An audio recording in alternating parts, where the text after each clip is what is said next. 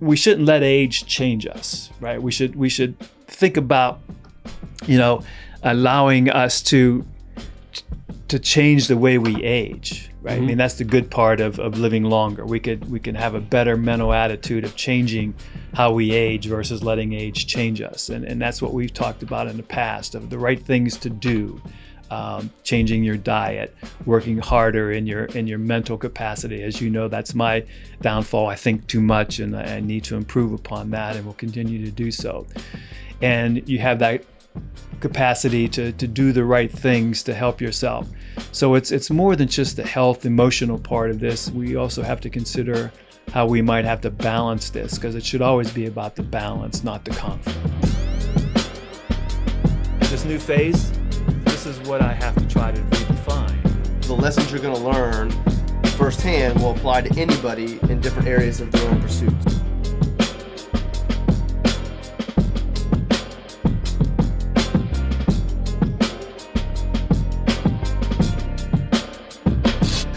Good afternoon, Jay. Good to be with you again at the table at the world headquarters of RLS Wealth. As you all are seeing, we have our number one producer in the studio with us today, Silas, to make sure that we adhere to our schedule and make good sense in our discussion. Right, Silas? Yes. All right. And off camera, you've got Roman because his hair is horrible. We're not letting him be on camera. And my hair is horrible because I didn't actually do my hair today. You didn't do your hair today? That's why you got that hat on? I thought you were wearing a hat to be cool, as you said earlier. You and your dad got hats on, so you're cool, and Roman and I aren't. Because once I would take my hat off, it would make it even more messy, so I just wanted a hat. Well, that's good advice, Silas, as always. Good deal. So we're here again, recording our next episode. Of the next episode. And we're good at it. But, Jay, before we jump into it, I wanted to just cover a couple real quick points, not necessarily related to today's discussion point, but wanted to first check in with you. How was Butler basketball camp for Roman and Leo last week or the week before? It was good. I didn't catch any videos. I didn't see anybody on Sports Center, so I was just wondering how things went for them. It was good, although with Butler losing all of their main players, the quality of the coaches, no offense to the guys that were there, they weren't D1 athletes, the guys you're going to see on Sports Center and stuff. So that's a little bit of a bummer for the guys, but they did good. Leo got player of the week for his team. Roman got player of the week for his team. Roman got knockout champ. And no players for me. No players for you. And then he also got free throw champ for the week. So all right. Cool. Another good showing there. No defensive player of the week, either one of them? They don't do that at camp. Just like their father, no defense. Just want to jerk them up.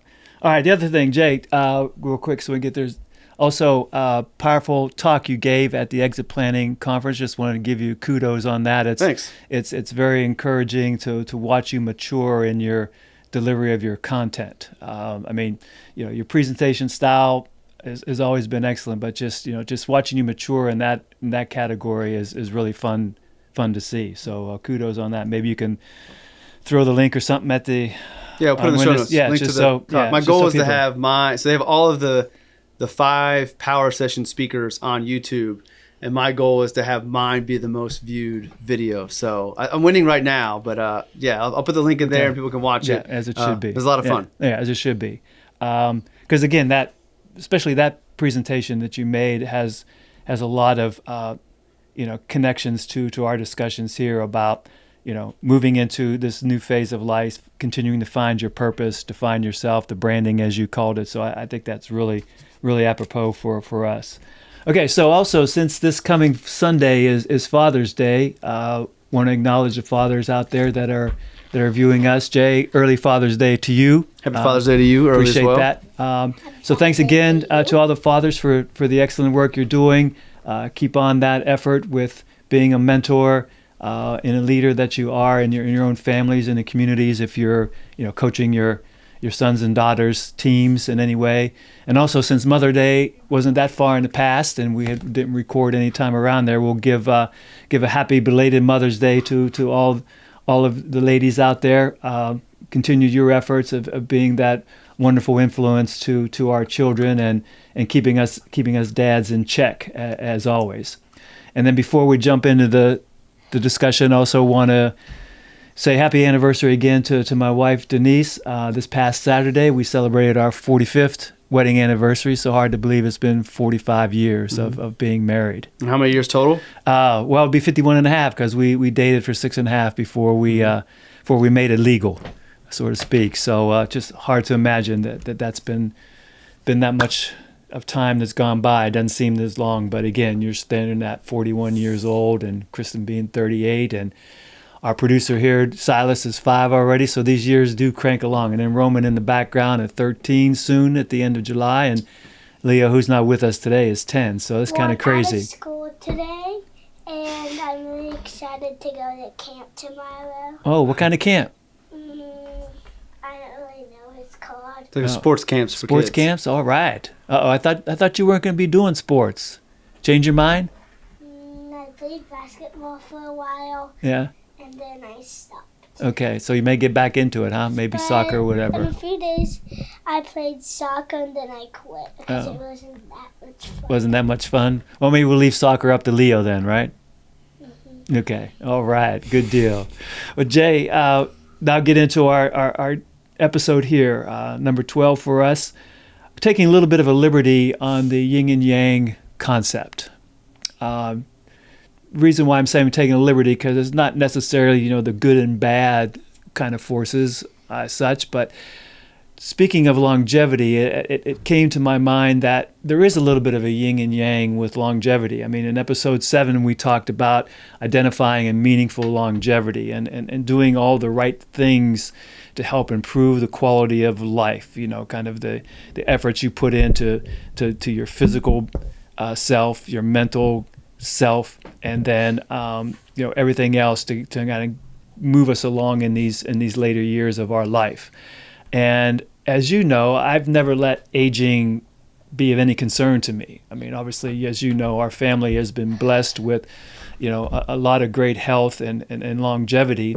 So growing up and even today, I don't look at age as any real number or effort, because we've had a lot of goodness there. Only just a small number of family members that left us way too early in life. My dad at 63, my Uncle Louis, my mom's oldest brother, was very young in his mid-50s because of the aneurysm, and then a few others that were younger. But everybody else went well into life and so forth. But what really made me start thinking about it was, although we talked about thinking of ways to cope with age and challenge ourselves to enjoy these years ahead, I looked at, and when I was reading the book you and your buddy Taylor curated, More Than Money. And folks, if you haven't picked up a copy, you should. It's not a financial book per se. It's a collection of stories and well-meaning efforts by young financial advisors and clients of theirs, and how they built their practices and some efforts that have made some major impacts in these individual lives. But in here, there was a chapter from Amar. He talked about the blind spot of longevity. And when I read that chapter, that made me stop and pause for a moment and made me think of this particular yin and yang. The idea of thinking that we do a lot of great things to improve ourselves, our health, our mental capacity, to make us live a longer life. And indeed, we're living longer today anyways, to begin with. So as we've spoken many times, you could very easily have 30 years more of your life, a new lifetime, even after you move into your encore phase of your life. But on the same token, as you're doing all the right things to keep yourself healthy, as you said, you're doing things today in your 40s to make sure that yourself in the 60s or 70s is going to be healthy. Just like, luckily, Mom and I have done throughout our lives. Exercise has always been a part of our life. So in as much as we didn't look at it that way, we've been doing a lot of things with keeping our physical body, in shape so that our later years are good. We continue to make the tweaks in our diet. But as I began to think about, in that much as that's the yang part of longevity, the goodness, the positive, we have this yin part of longevity now, and that's why I was saying I'm taking a little bit of liberty here. It doesn't make it wrong, or it's not a negative force. However, the fact that we are living longer, more things could come up in our lives that we have to live with or deal with, that we may not have necessarily thought could happen to us, or we wish that would happen to us. For example, the fact that, we're living well into our 90s and you have your grandparents that are in their 90s, and aunts and uncles, great aunts and uncles that are in their 90s. Just things are going to start to happen. Mm-hmm. And when you're thinking about your life and planning for it, you're thinking about living long and healthy. And yes, we don't know what's around the corner. But then I started thinking, geez, you do have to give a little bit more thought to that. And I'll come to you with a question on how you talk to your clients, the members of the family, the RLS Wealth family, about that and planning. Because just as Amar talked about in his chapter, kind of the blind spot, life's going along fine, and then wham, all of a sudden something occurs, whether it's with you or the fact that you have to start taking care of, as he was talking about, his parents and grandparents. And for some individuals out there now, Jay, they're even having to maybe even take care of their children's children based on circumstances. So, there's been this reference of the baby boomer generation and others, even yours, called the sandwich generation, where you've got to worry about maybe your parents and your children along as yourself. So we'll come to a little bit more of the academic part of this discussion of just how does that figure into your planning and your thoughts. But to stay positive first on the Yang part of this, we shouldn't let age change us, right? We should think about allowing us to change the way we age, right? I mean, that's the good part of living longer. We can have a better mental attitude of changing how we age versus letting age change us. And that's what we've talked about in the past, of the right things to do, changing your diet, working harder in your mental capacity. As you know, that's my downfall. I think too much, and I need to improve upon that, and will continue to do so.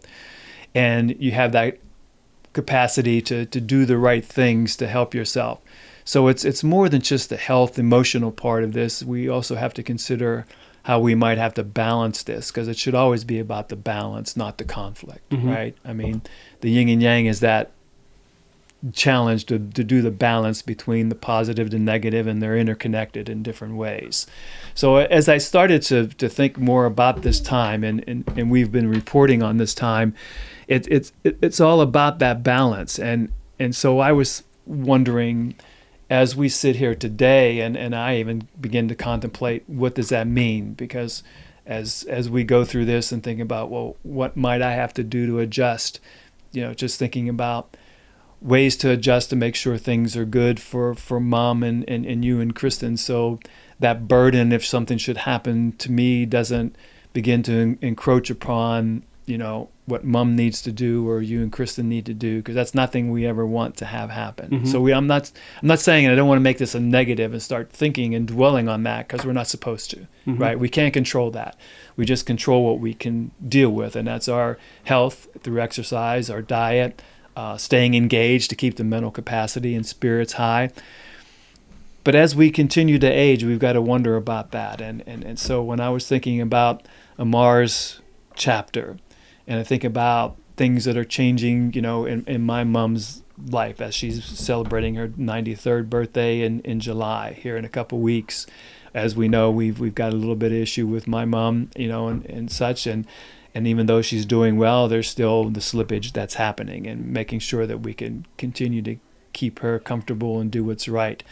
None of that's had an impact on any of us yet. But, you've got to say, well, what happens then? If that happens, and then you just got to hope that you're prepared, you do the right things to make it happen, which we all will. There's no reason why we can't, if we've done the right things.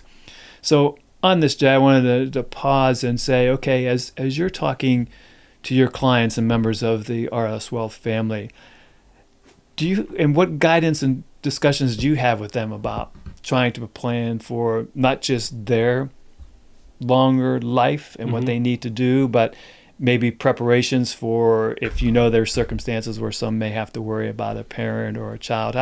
How does that enter in? Or does it? Or is that just a natural progression of what you're doing in your planning? I mean, it's a part of the planning. I've only had a handful of clients that knew they were going to be potentially responsible for taking care of their parents. But I think it's interesting that our conversation would be a lot different if we were like European or different cultures. Like, there's certain cultures where there is no long-term care facility, or there are very few of them, because it's on the family to take care of the elders. So grandparents would move in or parents would move in with their kids to take care of them, and it was a family job rather than putting them into a long-term care facility. So it's interesting that culturally the conversation would go different. But I mean, part of it is a financial conversation, and part of it also is, we only have so much resources to dedicate to plans. How much of it do you want it to be towards taking care of your parents, or do you want to be in a position and have conversations to look to other avenues? And so then you talk about Medicaid planning and spending down and quality of care and where would they want to be and what are wishes. Long-term care insurance comes in, which is a tricky thing because it's not easy to get anymore. It's not priced very well.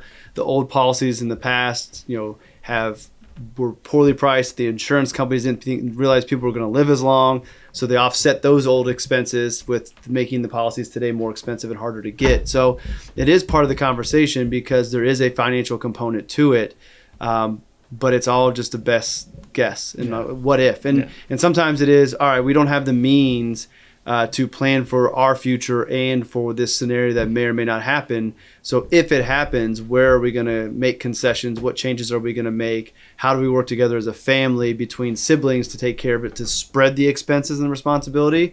And hopefully we don't have to worry about it. And, hope isn't necessarily the best recommendation for a plan because it leaves a lot up to chance, but there's only so much you can plan for. For certain people, there's only so many dollars to go around, and it's up to the individual to determine what their priority is. For some people, the answer is, I'm willing to sacrifice my retirement to take care of my parents. So I'll save and I'll invest, and if that money has to go towards them, then I'll work longer or whatever it might be, or my kids will have to take care of me. And I don't view it as my job to say that's right or wrong. It's to figure out, what do you want to do if this happens? Let's have a conversation about it.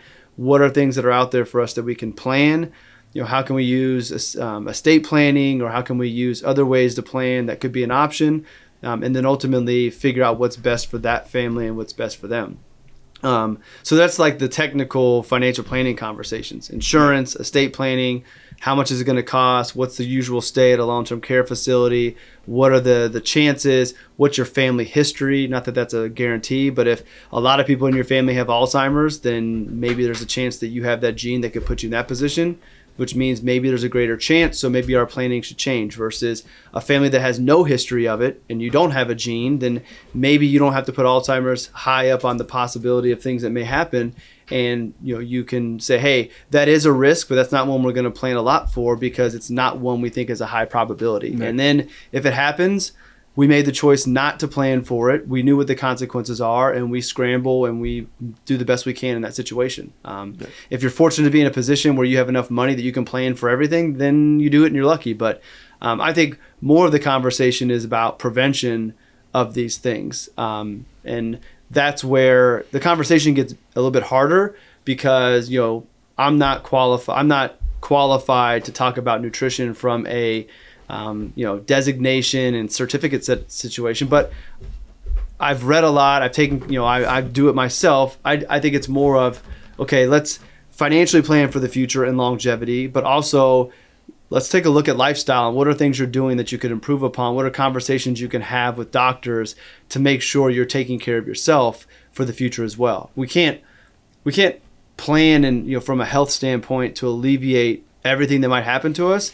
But there are certain things that we know for a fact increase the likelihood of cancer or heart disease and other things, and we can remove those from your day-to-day living. I look at it as you're investing for the future through your investments and savings. You should also invest in your future through the way you take care of yourself. And it's a bigger part of my belief system now with this connection of spirit, mind, body, and money is that there's a investment in your body from a alignment standpoint of things kind of connecting and going along, but there's also the financial implications of not taking care of yourself today and what that can mean in the long term as far as expenses. Right. So maybe you want to spend more money on going to a gym or having a personal trainer or buying higher quality food because, yes, it costs more today, but it could reduce your future costs when it comes to healthcare in the future.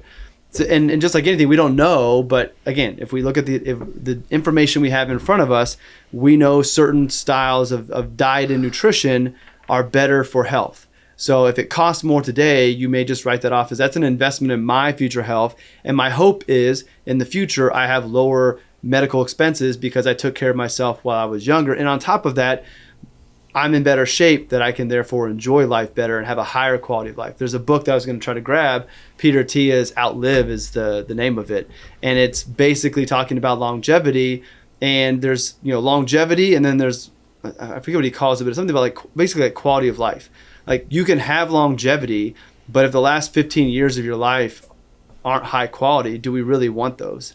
And that's kind of where I think about longevity being the bad side of things. Okay, so now we're living longer, which might sound like a great thing, but if the last 10 or 15 years of your life, you're miserable because you're not healthy, do we really want that prolonged life?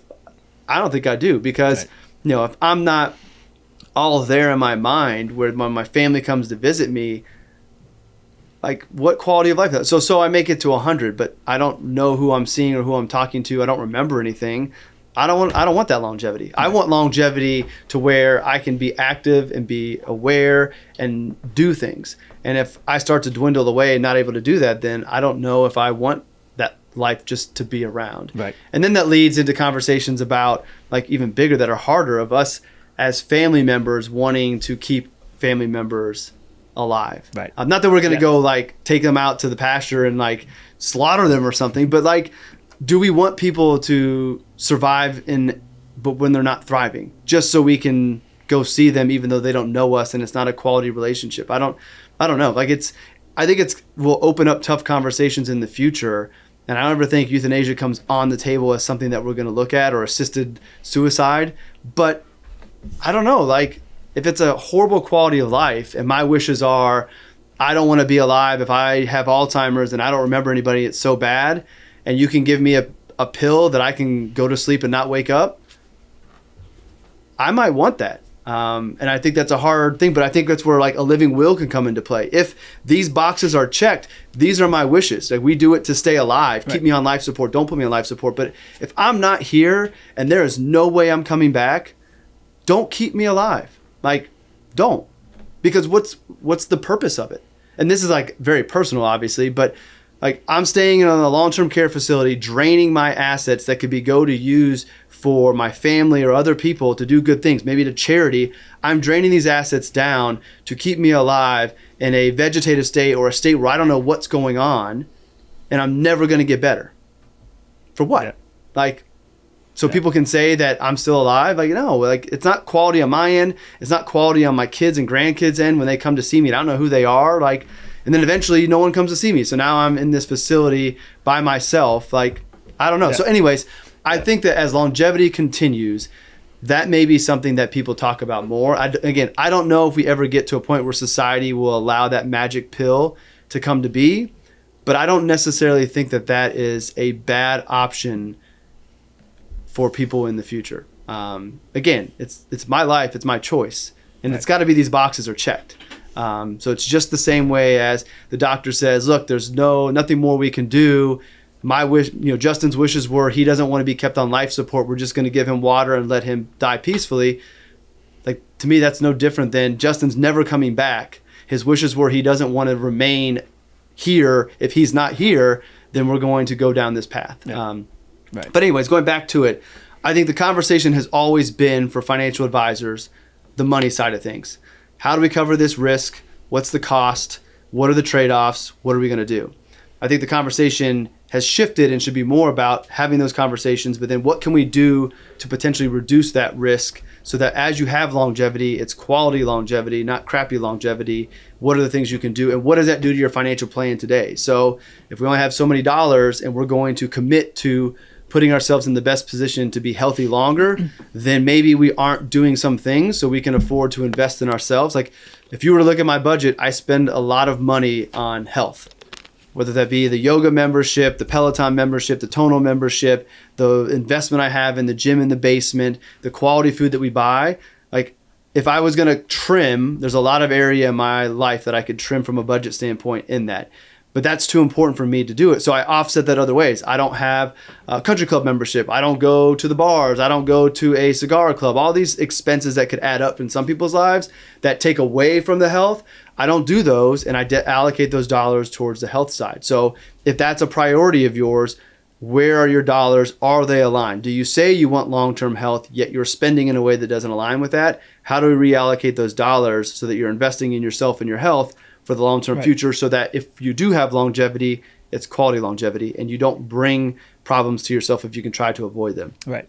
Yeah, and that's excellent, Jay. Thanks for that perspective and your honesty in this particular area and some future thought. And your discussion is precisely why it came to my mind to have this little discussion in our episode today on this particular matter, because up until now, even for myself, again, it was very easy for me throughout my life to not, as I've said earlier, be concerned about age, because I saw everyone in my family just, if you would, aging gracefully. Here's the thing. Right? Here's the thing.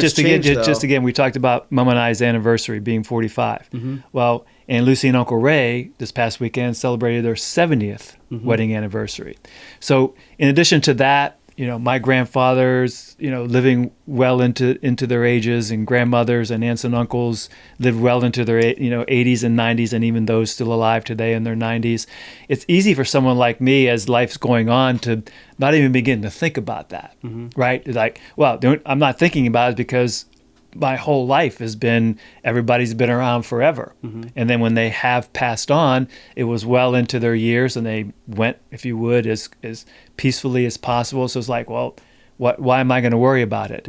And even though with my planning and thinking about getting this phase of my life, those thoughts came to bear in my thought processes along the way. And even today, a year and a half in, I still think about it. Certain occurrences in life have happened to make me think a little bit more about it. But my mindset on it around was just, okay, those are just isolated moments, and this will happen.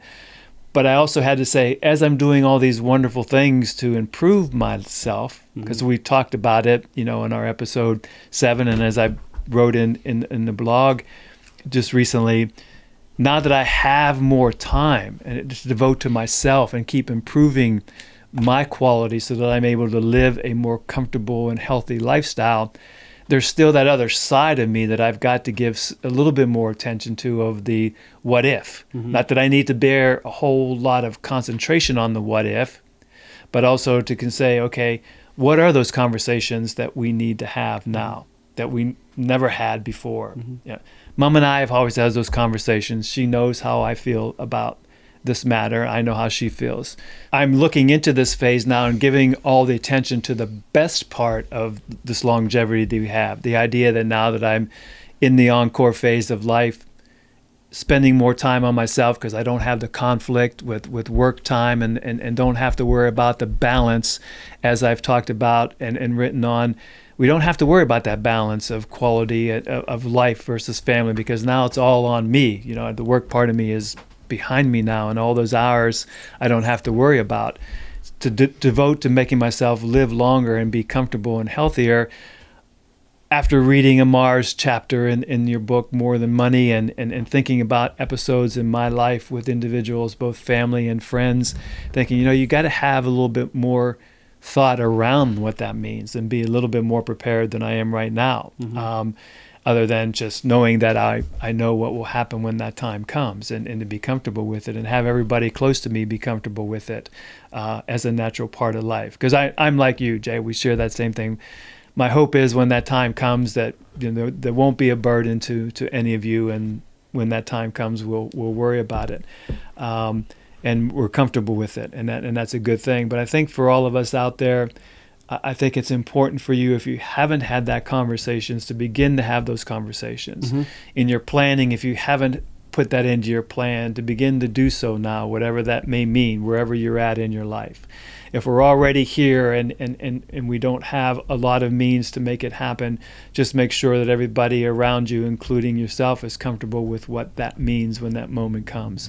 And again, I don't want to stay on the dark side of this. I don't want to be on the yin side of this. I want to stay on the yang part of being positive and the light part of all of what this longevity means. But I just found it very interesting that as I was putting this together, reading the book came and that chapter was there, and kind of as you've always spoke, things happen for a particular reason. And now when I'm in this phase of my life, the reason for this is to make sure that Mom and I still are aligned on that part, and to know where that's at, because we also had some occurrences with friends that looking at it going, man, how are they doing this? So I just wanted that to be a little bit more of a focus for all of us as we're looking at this phase of life and as I'm transitioning in to understand what that really means to everybody around me. And I think it's more about what it means to everybody around me rather than myself. Because as you said, if I get to that point and something happens, I'm not going to know, right? And so it's not about me. It's more about what Mom needs to be comfortable with so that she can then live the next series of years in her life. And then that's what we've talked about and how we've come to settle. And especially now thinking that we've spent 45 years together, 51 and a half collectively, and looking ahead and knowing more, we'll have a lot of fun yet. But at the same time, if that negative side of life comes, we got to be prepared for it and be comfortable with it, right? So Silas, what I wanted to ask you, buddy, since you're the youngest one in our family, what do you think we got to do to make sure we keep going strong? How do we stay healthy? What are things you do to stay healthy? Work out.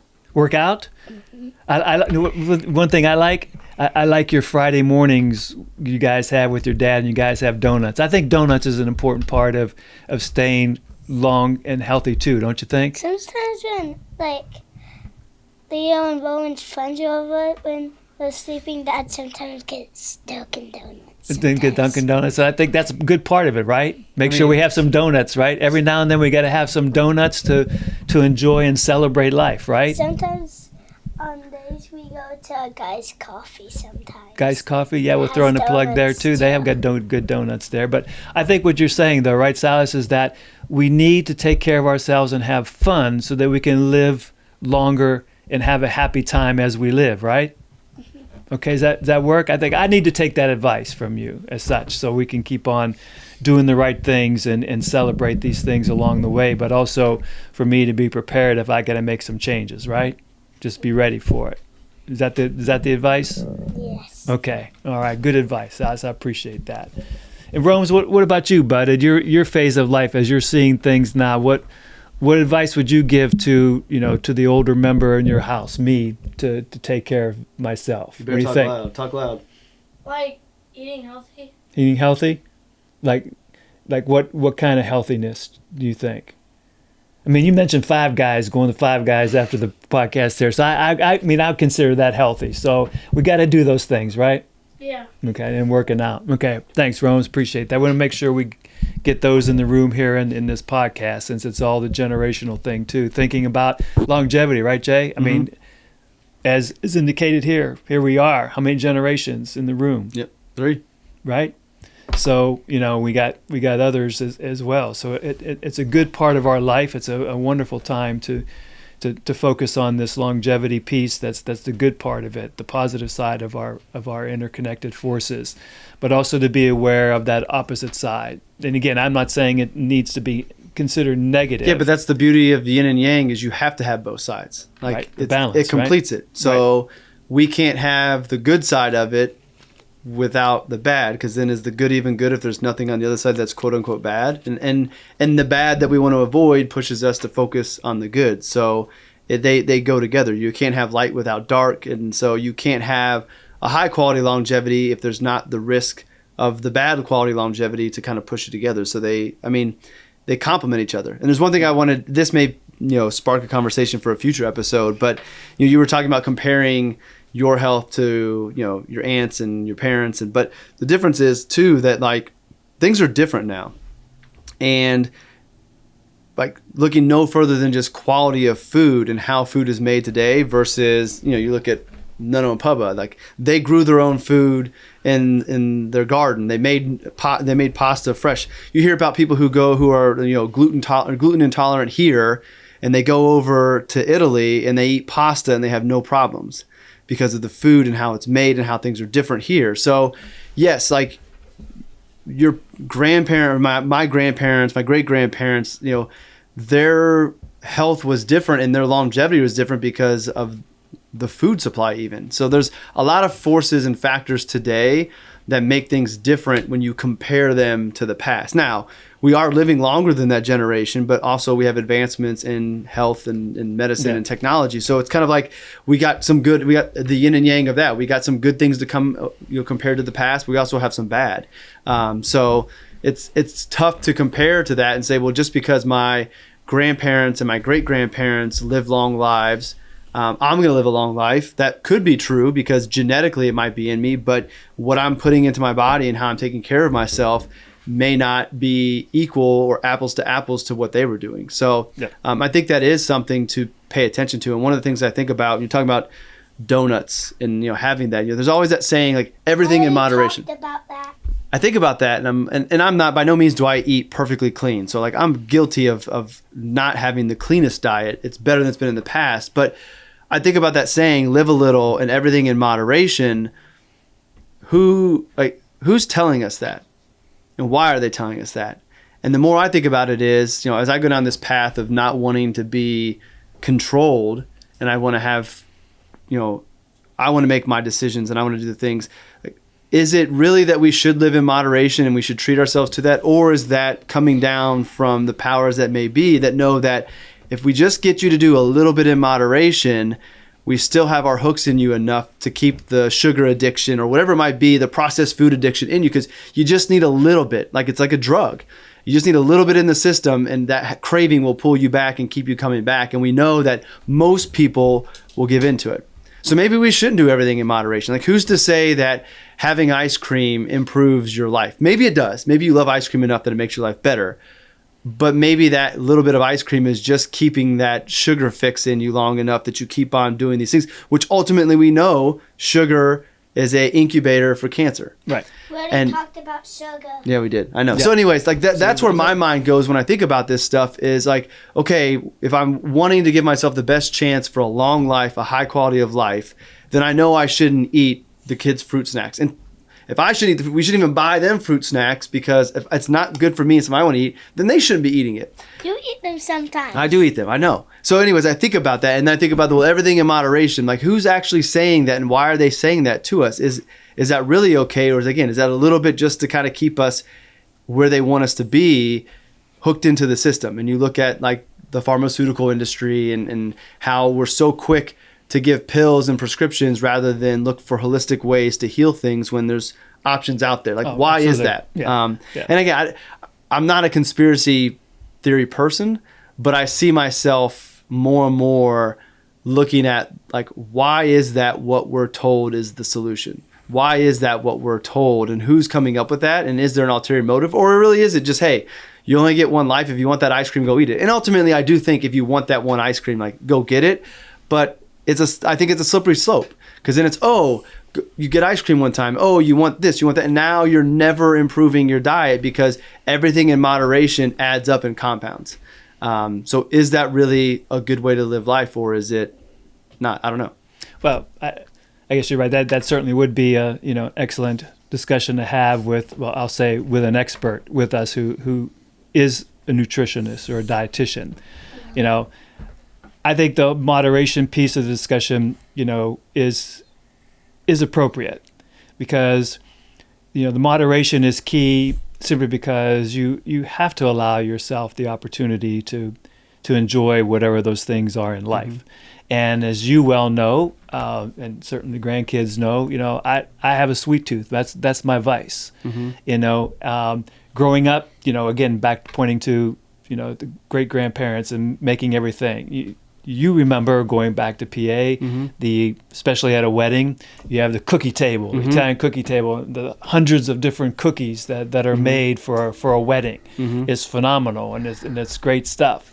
Again, more natural ingredients going into those, but still, those are things that we have. It's just the same thing, like that it's okay to do things in moderation, whether that's coming from the top or the bottom. It's a matter of how you view what that means in moderation, mm-hmm. right? I mean, the occasional this or the occasional that's not going to blow a hole in your health or your diet or the goodness that you're doing yourself.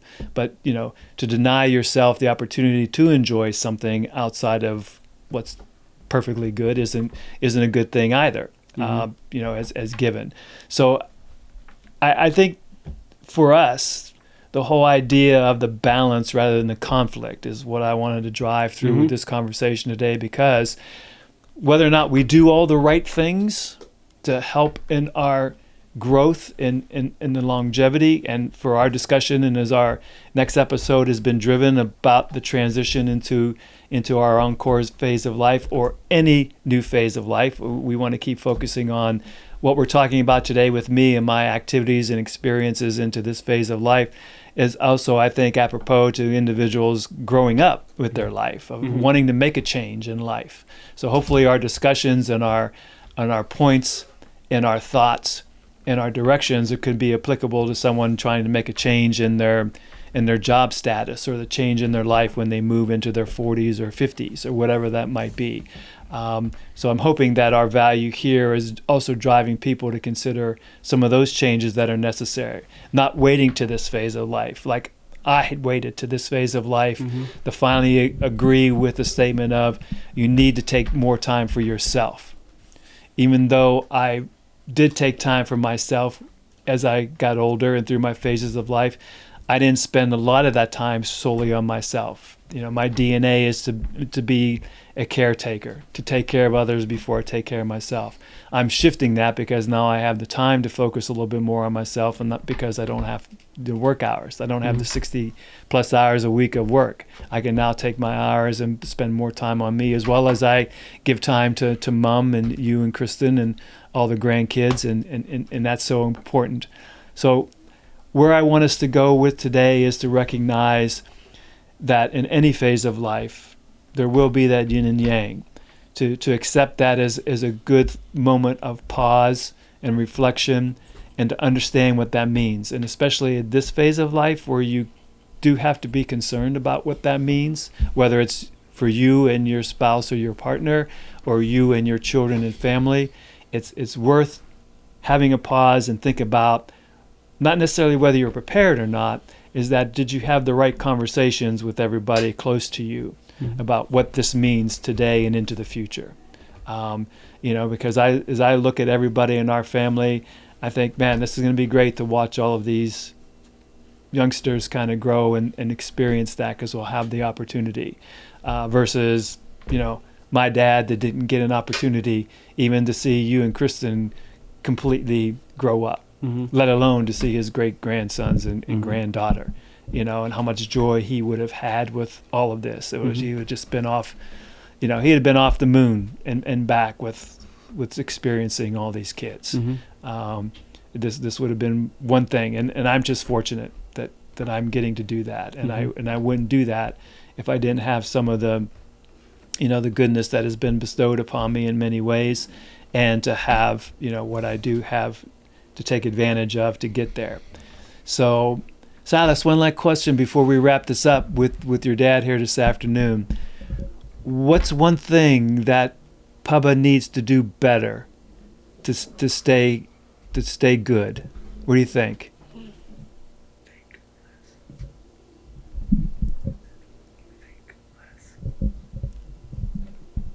I see what you want to say.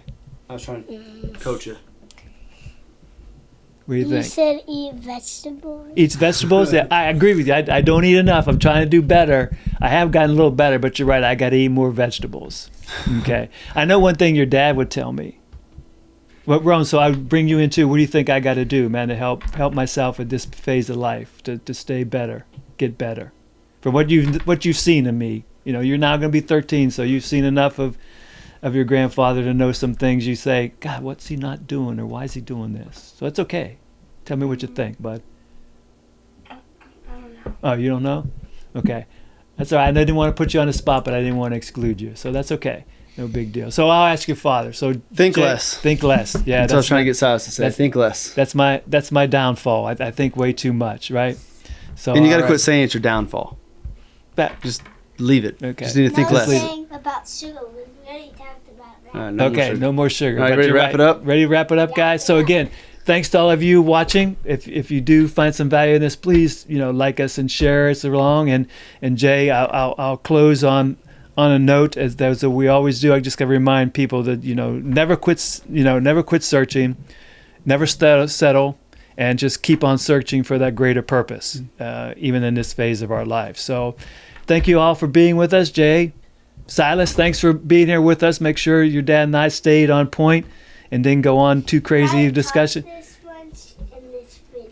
All right. We appreciate it. And Rome's, thanks for taking care of the cameras behind the scene. So guys, have a good one. Thanks to everybody. Make the most of your days, and we'll catch you on the next episode. See you later. Bye. Bye.